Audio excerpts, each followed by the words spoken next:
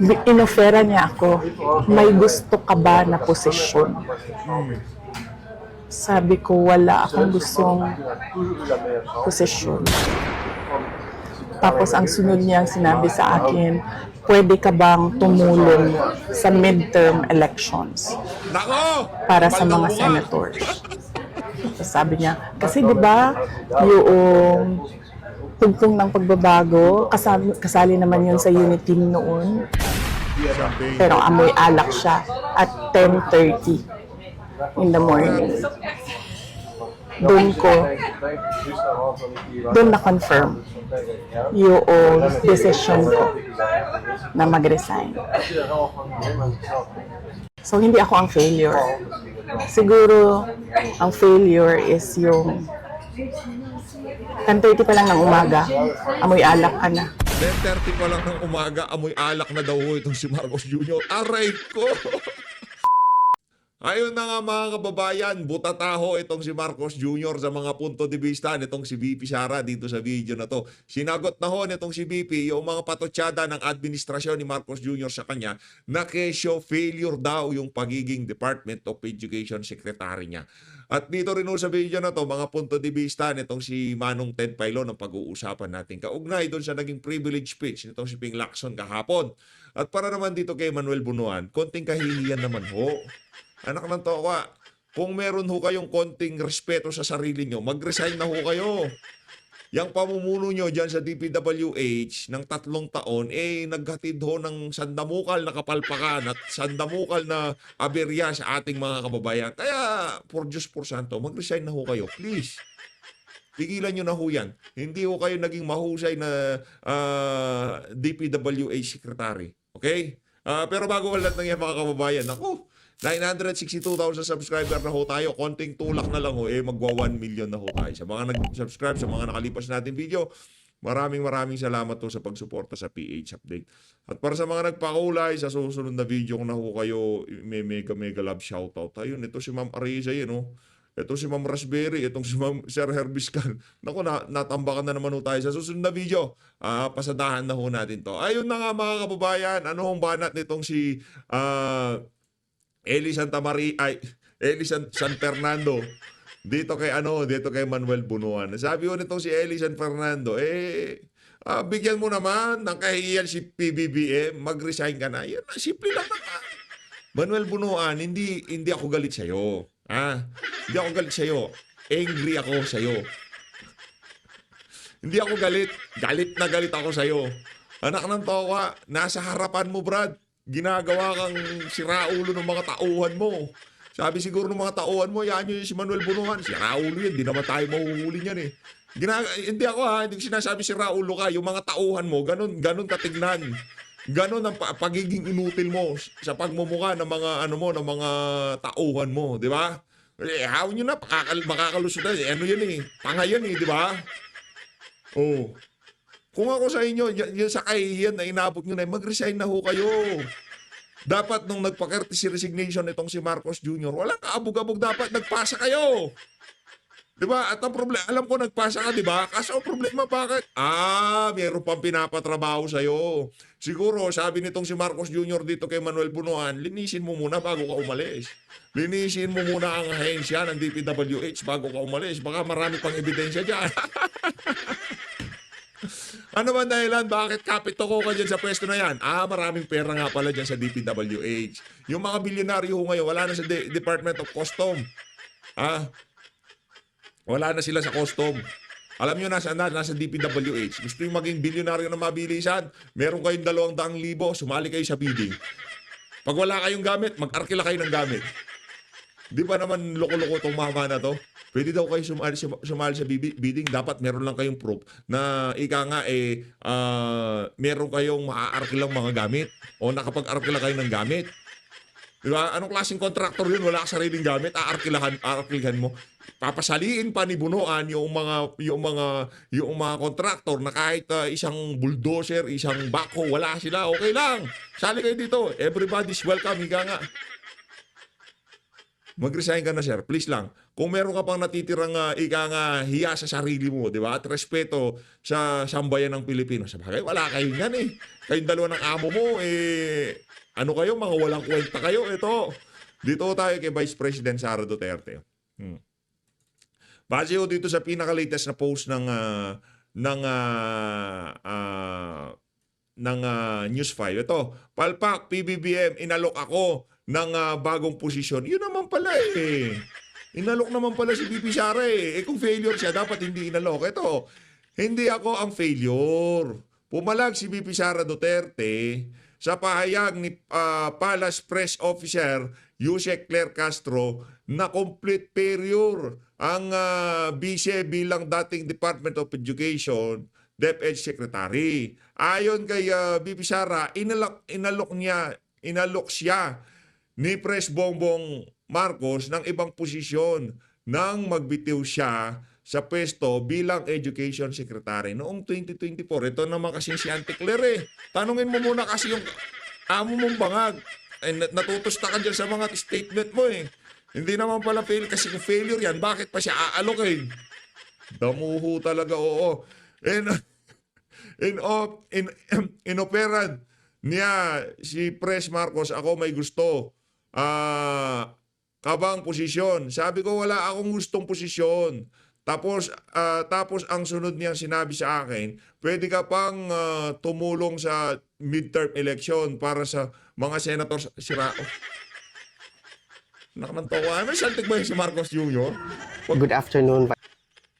Pagkatapos babuy-babuyin itong si VP Sara ng pinsan niya dyan sa House of Representatives, kung ano-ano mga aligasyon sa kanya, nasa tama katinoan ba itong mama na to? Pinakiusapan pa si VP na tulungan mo naman kami sa 2020 sa midterm election. Si Raulo ba presidente natin? Ito nagtatanong ako, di ko sinasabi si Raulo. Pagkatapos babuy-babuyin dyan sa confidential fund, pinapyasan ng budget, tapos sasabihin nyo, tulungan mo naman kami sa midterm election. Kala ko mong malakas kayo. Sa bagay. Di ba? Abalos, Tolentino, Pacquiao, lahat kasapi ho yan sa partido nitong si Bangag. Anong nangyari? Laglag lahat ho sila. Ito, saan ni Vice sa pahayag sa Duterte supporter na si Alvin Suarez. Ayan ang papanoorin natin. Sa The Hague nitong Miyerkules, August 20. Ito pa, pakinggan nun natin ang kompletong interview na yan. Nitong si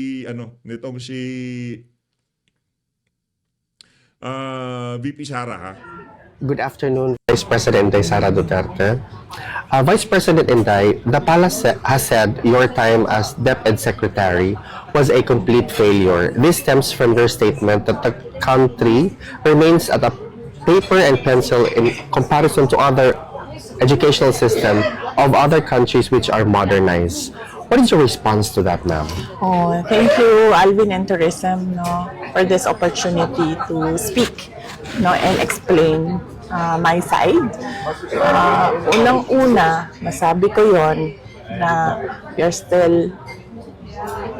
we are truly behind sa education system natin compared to more developed countries around the world.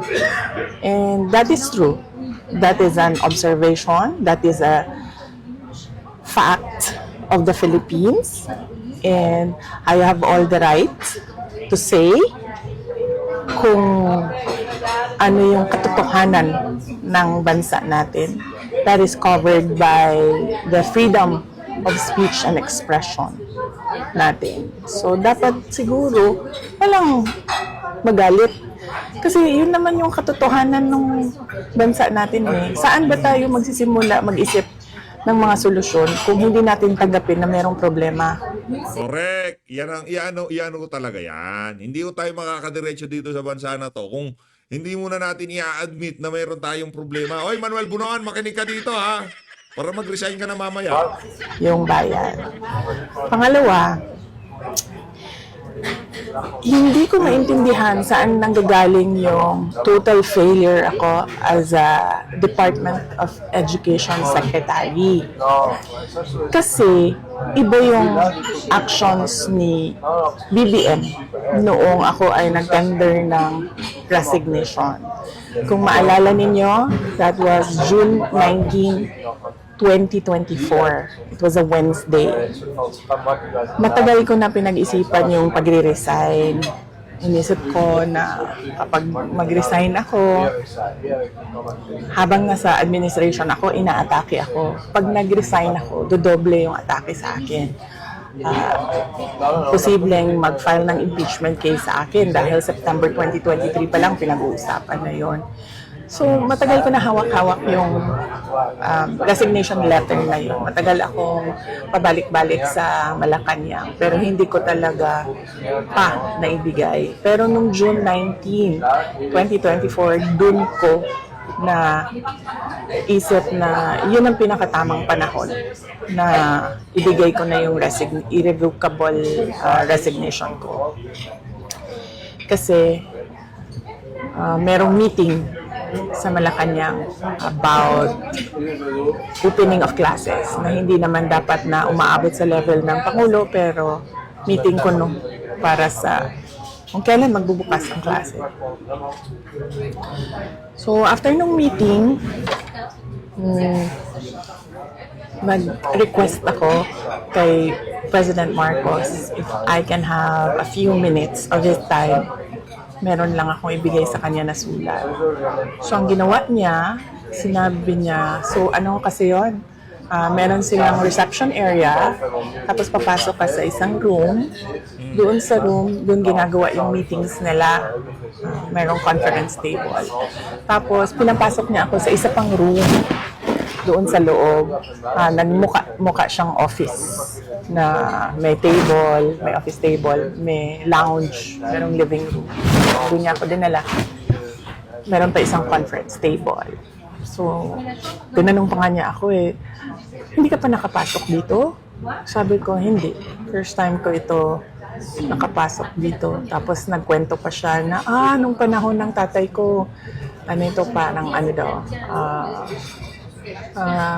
kung saan nag-gather ang mga tao. Tapos, gusto niya daw yung view na yon doon, kaya ginawa niyang office.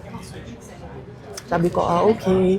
Gumanon lang ako. And then, sinabi ko na sa kanya, may dala ako na letter, ibibigay ko sa'yo. Tapos, binigay ko sa kanya. And then, nung pinasa na niya, ang sabi niya, why? Why? Tanong siya sa akin, bakit? Tapos sinabi ko sa kanya, ayoko na pag-usapan kung bakit ako mag-resign. Para sa akin ba, kailangan pa ba itanong yun? Hindi mo ba nakikita kung ano yung ginagawa ninyo sa akin? Parang hindi naman ako masokista na aatakihin ninyo ako nang aatakihin habang nagtatrabaho ako para sa inyo, and to think na the Department of Education was the department that was delivering results sa administration. So hindi na ako sabi ko ayaw kong pag-usapan. And then sabi niya, he tried to ask me to stay. Tapos sabi ko, ayoko na. And then, ang sunod niyang ginawa,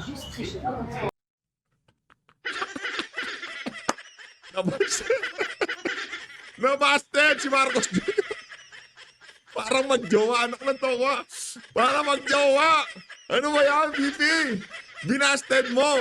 Kaya pala galit na galit sa'yo Binasted pala ni Bibi. inofera niya ako, may gusto ka ba na posisyon?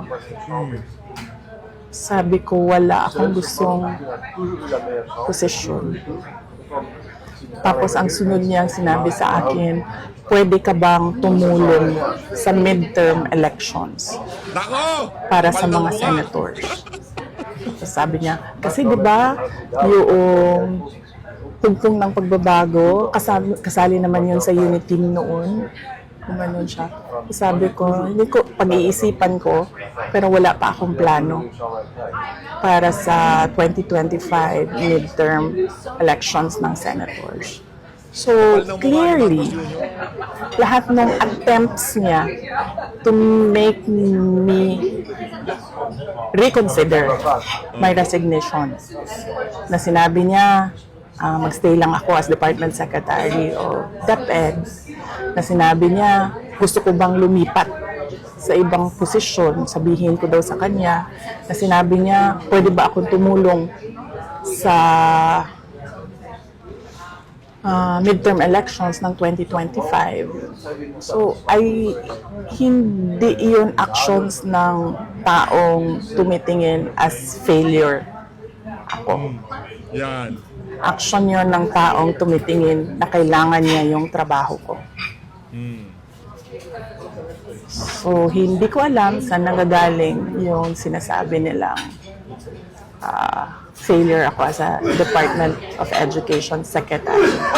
At ang clincher dito, hindi yun eh. Hindi yung Grabe, marami pang bala tong si VP. Marami pa ho siyang bala dito kay Bangag. Ang tagal na niyan, ha? Ang tagal na niyan. Ang daming... may timeline si VP. Hayaan nyo lang. Kalmahan nyo lang. Ang tagal na yan, binabanatan yung pagiging Department of Education Secretary niya. Ano pa, kapalpakan, si Sara, ganito, ganyan, di ba? Yung natin, ganito, ganyan. Eto ngayon, lalabas ko. Sige, nag-usap kami ni Bangag.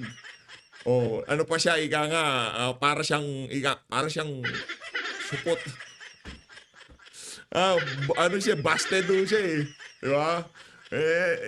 Pagka ayaw na, huwag pilitin. Ayaw na eh. Wala na kayo sa isang mitihin. No? Ngayon, umalis siya. Ngayon, itong si Totoy, nagalit. Pinapa-impeach. gusto niya akong manatili at magtrabaho para sa kanya sa administrasyon. Yun yung pag-alis ko, nagbeso-beso siya sa akin. This was 10:25 or 10:30 in the morning. Baba ako sa oras ko. Hindi lang ako sigurado sa oras. Yes, tama. Kasi ito yung pumasok sa isip ko eh. Tama yung oras ko. 10:25, 10:30 naman. Amoy alak siya. At kung ako ang pahulain, kung ano yung alak na yon, whiskey. Whiskey? Alas 10 ng umaga, sabog na sa alak. Langyang yan. Kaaga-aga pala tumoman itong si Marcos Jr. Hindi, masarap daw talaga ipares yan. Pulburon tsaka whiskey. Grabe naman yan, Bibi. Kaaga-aga, ang dami mong masabogs.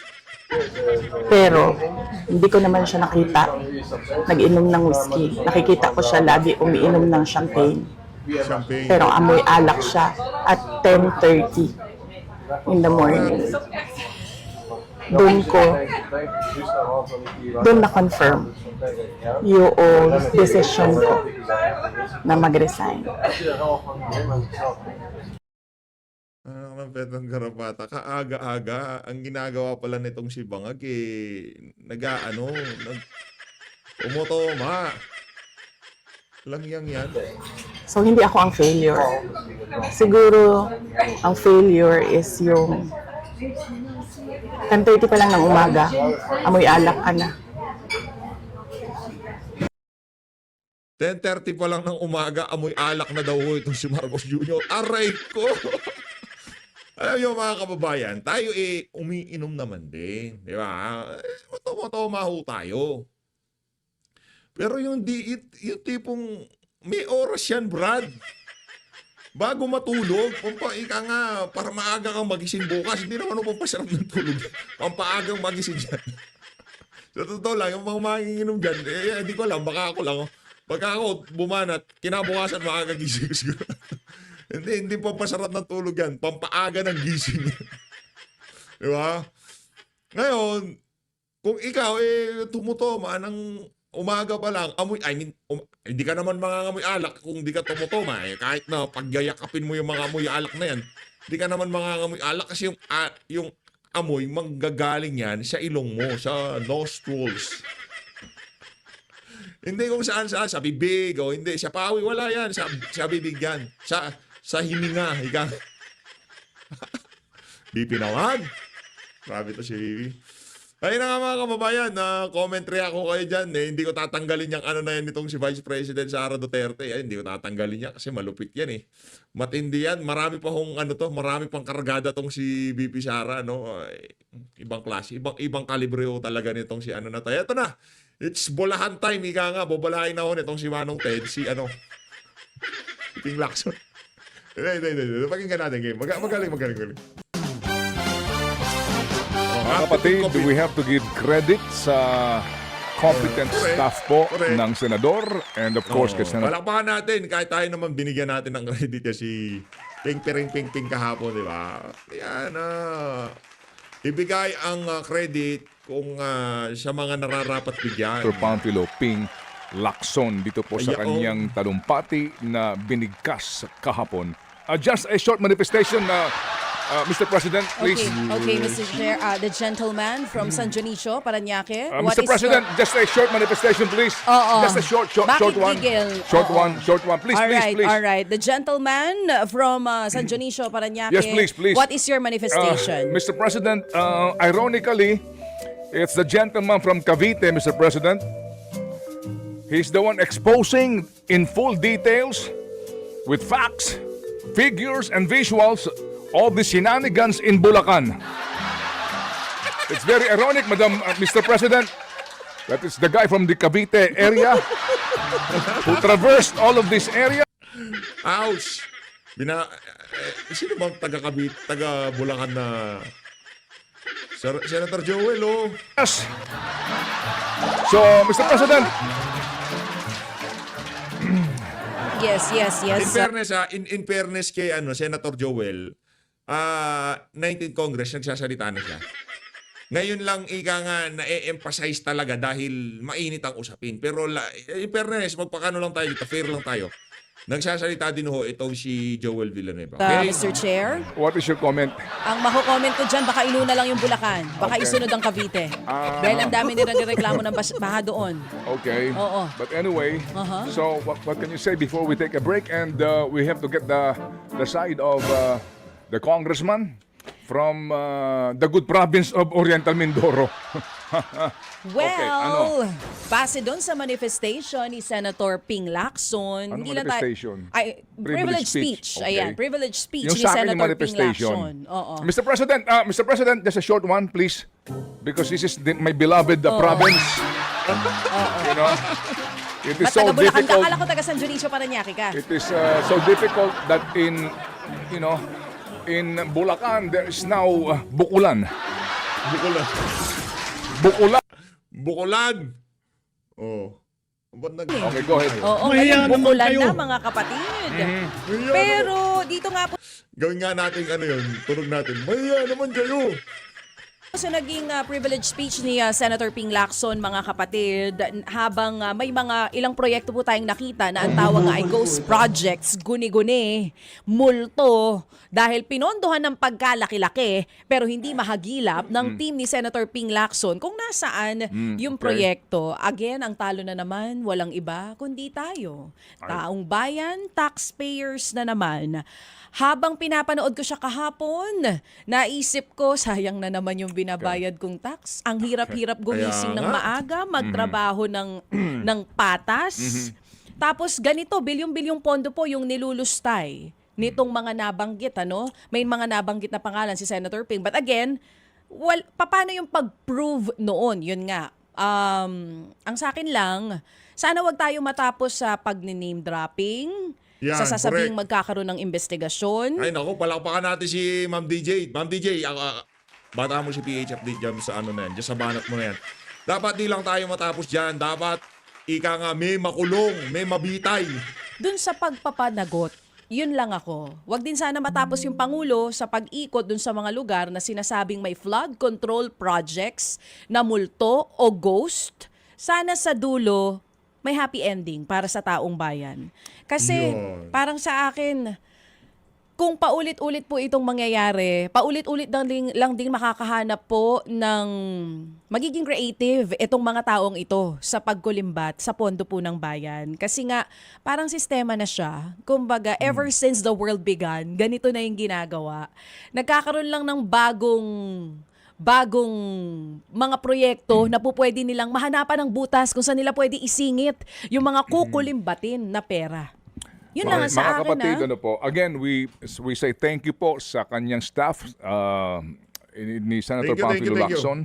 Ito po Saludo sa naman. naging resulta ng kanila pong research para po Saludo tayo dyan. Tama yung ginawa na yan ito si Senator Ping Lacson. Ika nga kahit pa paano nasusulit na yung bayad ng sambayan ng Pilipino sa kanya.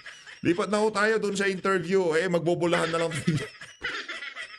Lipat na ho tayo dun sa interview. Nitong si Manong Ted dito kay Panaligan ha. Ito. Eto na. Natin ang Congressman ng 1st District ng Oriental Mindoro, Congressman Arnan Panaligan. Magandang umaga po, Congressman. Magandang umaga po sa inyo at kay Marong Ted Filon at sa inyo, Ms. DJ Chacha. Maraming salamat po sa pagpayag sa isang panayam ngayong umaga. Sir, ano po muna ang initial reaction ninyo kahapon sa nangyaring privilege speech ni Senator Ping Lacson? Hindi man po nabanggit ang pangalan nyo pero may naipakita pong Facebook post na galing sa inyo.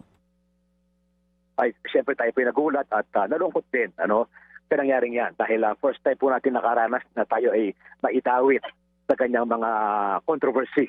Tayo po matagal na naglilingkod pero ito lang po ang first time na tayo ay naitawid dito sa ganitong usapin. Pero tayo naman Yaman na siguro nitong si Kong, no?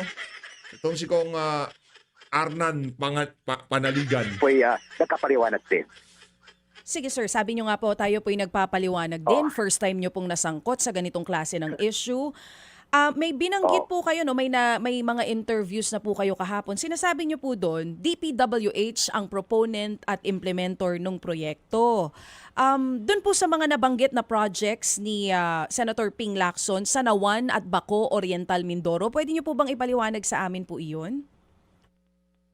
Yes, una-una ay ang aming lalawigan ay talagang flood prone. Particular yung bayan ng Nauhan, dyan po nang gagaling ang malalaking baha na hindi lamang bayan ng Nauhan na apektado, kundi pati yung karatig ng mga bayan ng Victoria at Calapan City. Kaya dapat po talaga ay may mga flood control dyan. Sa matagal pong panahon, hindi po napopondohan ng gobyerno yan. No lamang pong 2023, nagsimulang maglagay dyan ng malaking pondo ang national government and DPWH. Kaya winewelcome natin yun, naglagay sila ng mga malaking pondo dyan. At yan nga po ay nakalagay na sa budget proposal ng DPWH yung dumarating sa Kongreso, yung tinatawag na NEP or National Expenditure Program.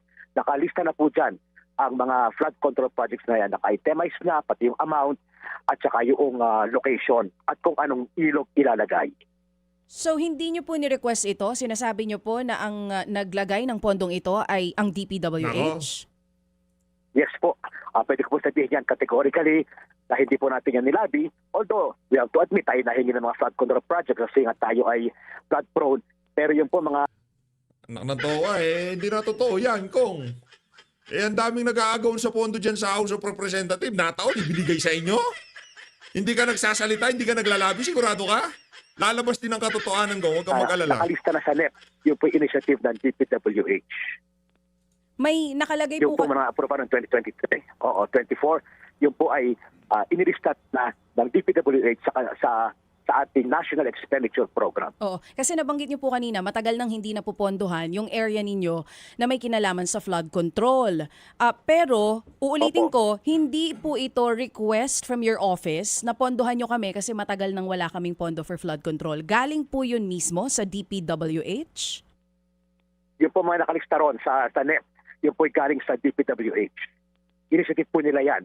Kasi di po ba ang mga ahensya ng gobyerno na po-propose ng kanilang budget bago isubmit yan sa Kongreso. Ang pag nasubmit sa Kongreso, ang tawag nga po nila yung NEP or National Expenditure Program, nandun na lahat ang budget proposals nila kung anong proyekto, kung anong programa. Nakalista na po yan dyan, yung mga flood control projects na yan. Oo. May nabanggit po kasi kahapon si Senator Ping Lacson, yung proyekto na may Agila banner. Tapos nakasaad po doon, pinondohan po ng opisina ninyo. Paano po ba natin ipapaliwanag yun, sir? Yes, technically ay Congress na nagpondo kasi nga nakalagay sa NEP, sa proposed budget ng Executive Department ng DPWH at ina-aproba ng Kongreso yan. Yung NEP na yan ang nagiging National Budget or GAA, yung General Appropriations Act. Kaya kung tutusin talaga, technically, ay approve ng Kongreso yan. Yun namang Agila, yun po ay parang branding, slogan, ibig sabihin po ng Agila ay aksyon ng gobyerno at inisyatibo sa larangang legislatura. Opo. Kasi nga po, yun ay pondo ng gobyerno. Opo, Parang yan is one way of explaining sa taong bayan na yan po ay public funds. Opo. Sige po. Congressman, ito lang po, maiksi lang po ito na amin pong pagtatanong. Congressman, claim nyo nasa NEP. Okay? Opo. Particular po, ano ang nasa NEP? Kasi ang sinasabi ni Senator Lacson at ng kanyang research, merong ngang nasa NEP, pero ang dami pong insertion. Iisa lang actually ang nasa NEP. Kapag pinag-uusapan natin, ay yung 1.9 billion na 8 flood control projects. Okay po. Marami rin po nakalagay sa NEP. Pero yung po sinasabi ni Senator Lacson insertion, yan po sa pagkakaalam ko nangyayari after BICAM. Doon po nagkakaroon ng additional man yan or insertion. Hindi po tayo member ng BICAM, hindi po tayo naging member ng BICAM. Kaya hindi ko po alam yan kung sino nag-insert. Okay, opo. Sige, Yan po isang bagay na talagang, sabihin natin talagang opaque, hindi natin alam kung paano Okay. nagkaroon dyan. Opo, Nag-insertion. sige. Pero yung Okay. BICAM po yan. Okay, sige. So kanin nyo, inaamin nyo po na yung sinasabi nyo nasa NEP yan, hindi lahat, no? Ang nasa NEP. Okay? Meron pong isa na nasa NEP. Kayo kanin nyo ay nagulat din dahil sa BICAM nagkaroon ng malaking insertion para sa inyong distrito. Yes po. At Opo. nakita lang natin yan sa GAA na, hindi na Opo, sa, sige. hindi na sa Okay. NEP. Sige. Bakit nung nagka-insertion, di ka nagsalita?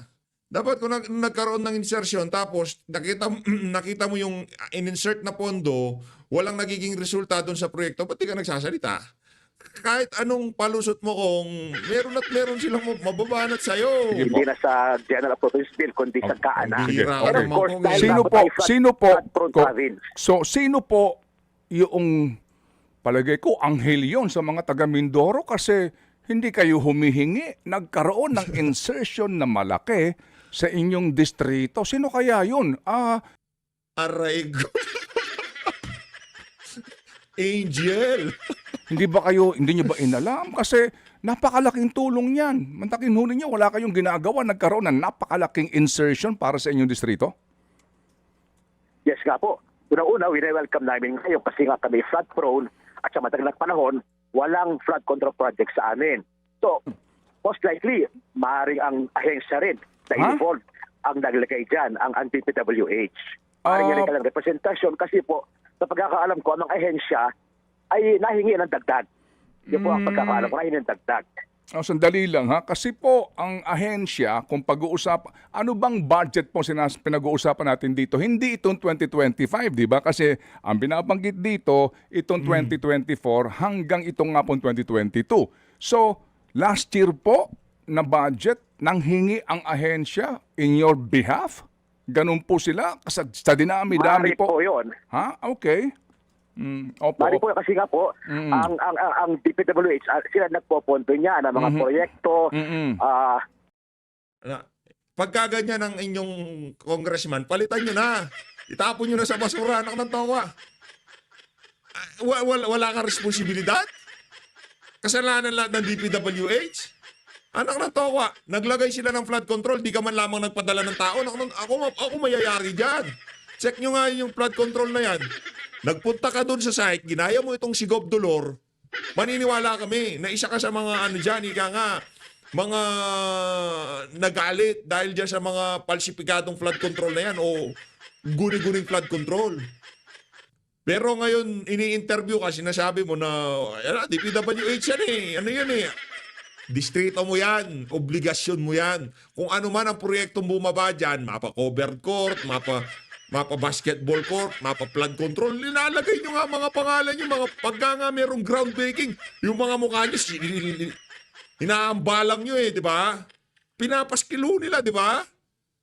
Tapos ngayon mayroong problema, hindi. Ano yan? DPWH. Ano nanto ka, napakawalang iya. Silang Kung ganun pala. naglalagay niyan sa kanilang budget Ayoko na. proposal. Mm-mm. Paring sa tingin nila ay kulang pa. Kaya naglalagay sila ng additional. Kasi nga po, napakalaki naman talaga ng mga ilog namin sa Mindoro Okay. Opo. at napakahaba. Opo, sige po. So, last year po, hindi rin kayo member ng BICAM? Hindi po ako nagiging member mula noon hanggang ngayon po. Okay. Kahit na po kayo deputy speaker. Ay, hindi po Ay, ako deputy deputy ka, speaker. Brad. Deputy majority leader I'm po. sorry, Ngayon lamang po tayo naging deputy. Nung isang term tayo, assistant majority lang. Opo, Pero sige. ilan lang Okay. po naman nagiging member ng PAI kami, kaya hindi po tayo naging Sige, member. okay. So ngayon po, ito pong sinasabi ninyo na nagmagandang loob para ho bigyan kayo ng pondo sa inyong distrito. Sa dinami-dami nga po ng distrito, umabot daw yung pagmamagandang loob ng 19 billion? 19 billion. Hindi ko po alam, hindi ko po memoryado yung exact figure, ano po. Last maaari 3 na years na po ito, cumulative ha? na mula ng 2023. Opo, ito. Hanggang 2025. Oh, ito po 19 billion approximately, all right, for the last 3 years, meaning 2022, kalahati nun, until today. So, wala ho kayong kaalam-alam na may nagmamagandang loob sa inyo sa departamento ba ito o kung kanino man na gumagawa ng budget at inaaprubahan ng Kongreso na umabot ng 19 billion? Well, ako po ay malamang po ay inisyatiba na ng ahensya ng DPWH. Kasi nga, marami po naman talagang request sa amin ng flood Opo. control, Opo. mga barangay, mga municipal governments, kasi nga ay kami po ay flood prone at napakahaba ng dapat gawin ng mga Okay. Opo. ng mga flood control sa mga ilog namin. Kaya welcome po namin 'yan. Hindi po naman namin sukat akalain na magkakaroon ng ganyang problema. Pero kung ang tatanong po ay kailangan bang flood control sa amin, ay Opo. kailangan po talaga. Opo. Sige po. So kung hindi po nanggagaling sa inyong initiative itong insertion, yung pong mga sinasabi po ninyo, yung pag-claim nyo actually, di ba meron pong isang post na ibanggit po si Senator Lacson that you are claiming na kayo ang nag-initiate ng budget. How do we reconcile that, Congressman? Yun nga po, alam niyo naman sa gobyerno, basta may project ang gobyerno sa iyong lugar, yung locality, isinasama po natin yan sa ating mga accomplishment report talaga. Kasi gano'n naman talaga po parang yung accomplishment. Si Raulo ka ba, Kong? Isasama mo sa accomplishment report mo, hindi mo ipapacheck kung talagang accomplish yung project? Ng gobyerno. Ay di naman po natin sukat akalain na meron parang magiging problema yan after implementation. Pero normally talaga, lahat ng mga in-implement proyekto ng national government ay i-factor po natin yan sa ating mga Okay. accomplishment report para alam ng tao Opo. na yan po ay government funding. Okay, sige po. So ano po, in parting, ano po ang inyong masasabi, Congressman, na doon po sa dami at laki ng pondo para sa inyong lalawigan, ngayon po may reports na ng mga substandard, even ghost, at mga proyekto po na sinasabing pagwawalda sa pera kasi nga po hindi maayos ang gawa na mga proyekto po na may mga karatula po kayo. Ano po ang inyong mensahe, Congressman? As early as last year po, tayo po ay nanawagan na sa DPWH kasi nung po isang taon may nasira ng portion sa ginawa mga dike. Tayo po nung isang taon ay sumulat na kay Secretary na ayusin nila ang disenyo, i-review at i-reassess ang mga ongoing flood control projects nila sa ating distrito at tiyakin na tama ang disenyo at ang implementasyon. Inassure tayo ng regional office na kanilang i-repair at no cost to the government, yung contractor ay kalagi require na i-repair at babaguhin daw nila ang disenyo. Okay. So ngayon po, may nasira na naman. So yun po ating panawagan na sayang lalo ang pera natin ng gobyerno kung mali ang implementasyon, Opo. mali ang disenyo at saka implementasyon. Okay. Sige, again po, just to clarify po, Congressman, ha? Okay. Doon sa mga post ninyo, sa mga karatula, you are claiming that it is your initiative, yung mga project. Tama, di po ba? Nakalagay puro kasi nga po, Yeah, kaya nga po, accomplishment yan ng kaya nga gobyerno. po. Hindi po, Pero hindi hindi po. po tayo nagpondo dyan. Hindi po. Opo. You're claiming... Itong si Congressman, masyado kang defensive Kaya maraming nagagalit sa'yo. Anak ng... na iyong proyekto ay initiative po ninyo. Sa inyong sa amin pa, sa inyo pong sa inyong sipag yon, sa inyo pong pagtatrabaho. Kaya Yan. nagkaroon ng initiative nga ng ganitong proyekto. Tama po, ano po? Yes po. Opo. Yes po. Pananaw ko po doon Opo. ay initiative ng Kongreso dahil ang Kongreso po naman talaga ang nagpapasa ng national budget. Pero yung original proponent po ay yung original proposal ay nanggaling sa proposal ng DPWH. Sila po nag-identify ng proyektong yan. Opo, Ito ang opo. ating ibig sabihin. Unfortunately, nagkaroon nga ng ganyang problema. Ano po? Opo, Pero hindi opo. po naman alam natin yan, magkakaganyan ang problemang yan. Opo, sige po. Sige. So ngayon po, hindi ba kayo magkukusa na hanapin yung anghel ng inyong distrito na naglagay ng napakalaking insertion sa budget? Ay ating pagkatanong po kung ating pong mauungkat yan. Pero sabi ko nga po, maaaring may initiative ng ahensya, maaaring may kausap yung ahensya. Oo nga po, involved sa ahensya po, sa gumagawa ahensya. yan. Sa ahensya Opo. po, hindi Yes kayo po. hindi kayo magkukumahog na kahit pang papaano, pasalamatan yung taga-ahensyang yun. Sino ho yun? Hindi, wala ho kayong effort nun. Alamin sino yung magandang loob sa DPWH na bigyan kayo ng 19 billion. Galing nung ano nitong si Manong Ted. Saludo Manong Ted ha. Ang galing ng mga tirada niya na, ano ba yan? Merong proyekto, di man lamang hindi nyo lamang nyo aalamin kung sino nagmagandang loob. Kayo, congressman, napaka-inutil nyo. Di man kayo nagpaplano ng mga proyekto sa distrito nyo. Di ba? Tama naman. Yes, tatanungin po natin yan. Marami po siguro nag-propose niyan.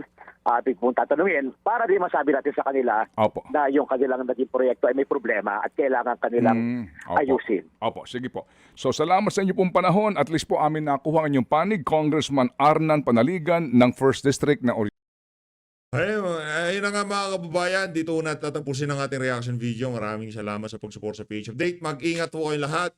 Mahal natin ng Pilipinas. Saludo kay BP Sara, dito kay Manong Ted.